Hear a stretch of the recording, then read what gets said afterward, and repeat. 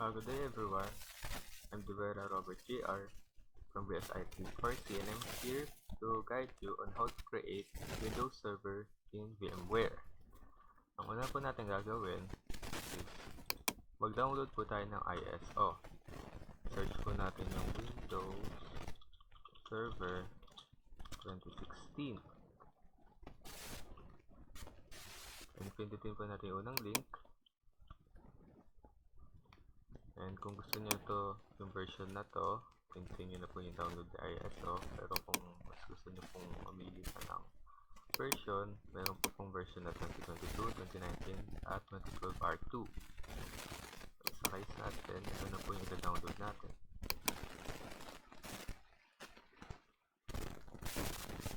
Dito, mag-fill up ka para makuha niyo po yung free trial. Fill up na po natin.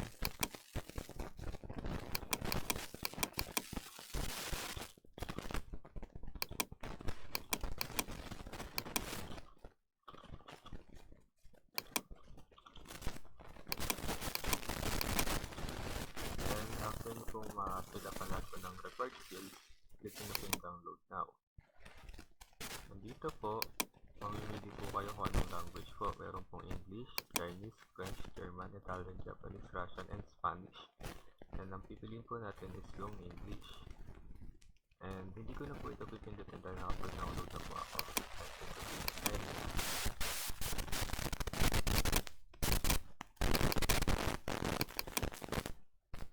Ito po. And after nyo pong ma-download po yung ISO po na to, punta na po tayo sa VMware.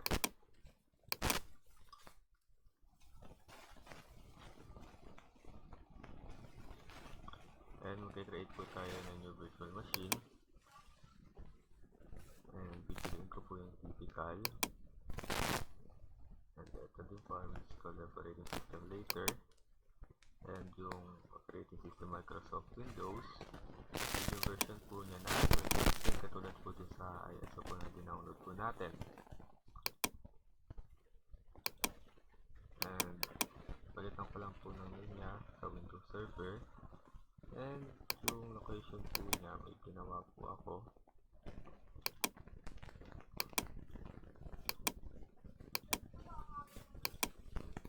Dito po sa virtual machine. Yan. And next po natin, single and 60 gig. And customize po natin yung hardware.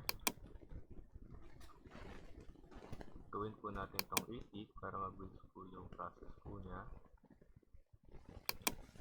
Gawin po natin po yung core processor, cores per processor, and yung ISO po na dinownload po natin.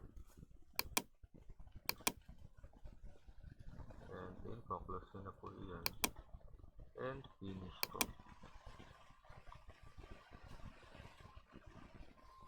And power on this virtual machine.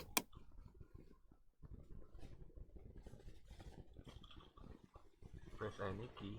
Press lang po kayo.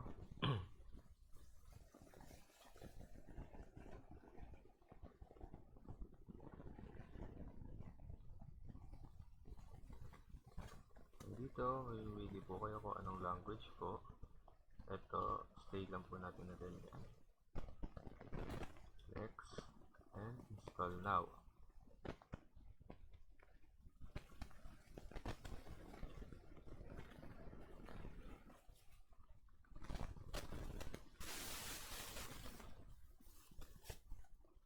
Yan ang pipiliin ko po yung pinakadulo. Next.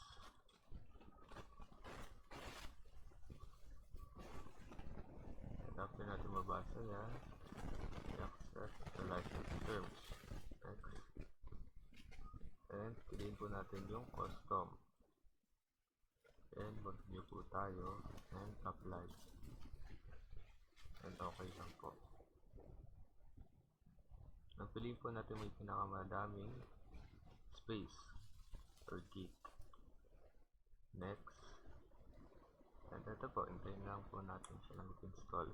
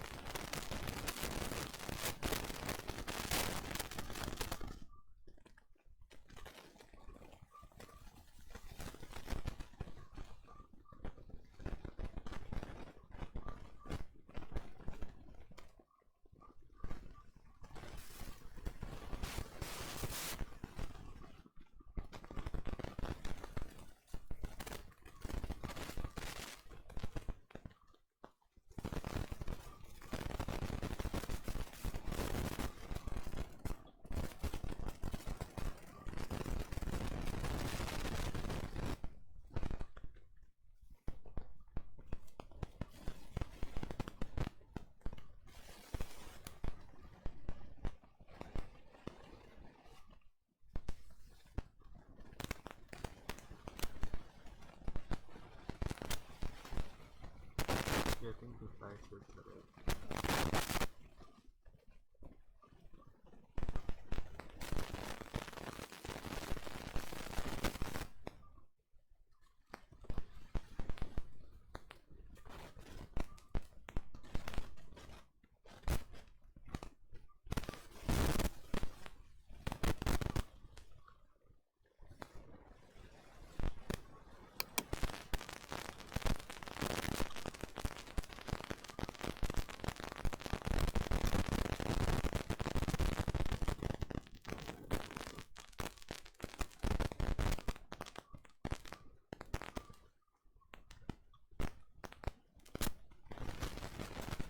Dito, mag-set up po tayo ng password.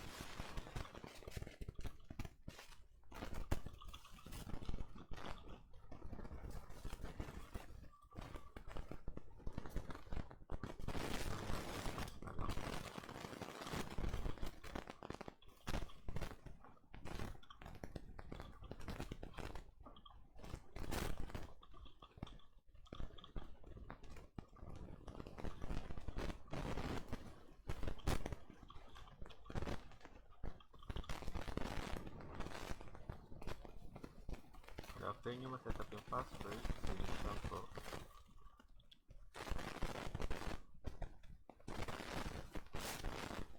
Then sabi dito, press Ctrl at delete to unlock. Dito po yung sa bandang taas. Then, tanong lang po natin password po natin.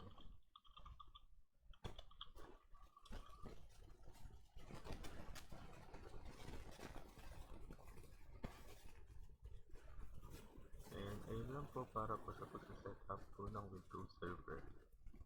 Thank you so much for watching.